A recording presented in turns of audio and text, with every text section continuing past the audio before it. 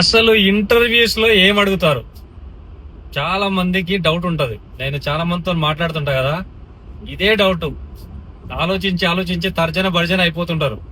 అసలు ఏమడుగుతారన్నా అని నేను చెప్తా, వినోరి. ఓకే, నేను ఒక 100 పైన ఇంటర్వ్యూ చేసి ఉంటాను. నేను నా పర్సనల్ గా ఒక 20-30 ఇంటర్వ్యూలు అటెండ్ అయ్యాను.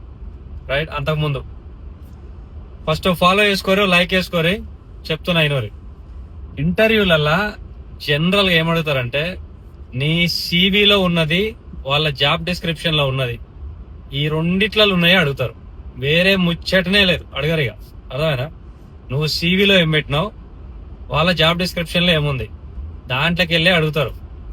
వేరేది అడిగేది ఎప్పుడు ఉంటదంటే, నువ్వు ఆన్సర్ చెప్పేటప్పుడు ఏదన్నా అనుకోకుండా నోరు జారో, నీకు కావాలనో, ఎట్నో ఏదో చెప్పకూడదని చెప్పినావు అనుకో, దాన్ని పట్టుకొని గుంజుతారు, ఆ తాడు పట్టుకొని గుంజుతారు అట్లా. అప్పుడు ఆఫ్ టాపిక్ వెళ్తుంది, నీ సివిలో లేనిది, జాబ్ డిస్క్రిప్షన్ లో లేనిది అప్పుడు పోతుంది అన్నట్టు. అంతేగాని జనరల్ గా కంపెనీకి ఏం కావాలనేది, వాళ్ళు ఎలాంటి క్యాండిడేట్ కోసం చూస్తారు అనేది నీకు జాబ్ డిస్క్రిప్షన్ లో రాస్తారు, కంప్లీట్ గా మొత్తం రాస్తారు. మాకు ఈ స్కిల్స్ కావాలి, ఈ ఎక్స్పీరియన్స్ కావాలి, ఇలాంటి క్యాండిడేట్ కావాలి అంటే సాఫ్ట్ స్కిల్స్ కూడా రాసి పెడతారు. అర్థమైందా?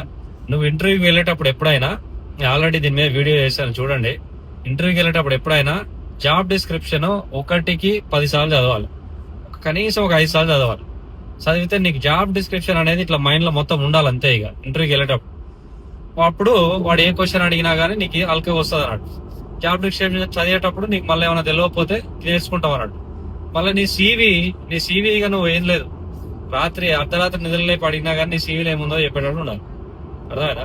నువ్వు సీవీలో ఏం పెట్టినావు అనేది తర్వాత సంగతి, అది పెట్టినది నీకు ఉందా లేదా అనేది తర్వాత సంగతి. కానీ ఒక్కసారి పెట్టినాక మాత్రం you have to believe that's you, so you have to know that's you.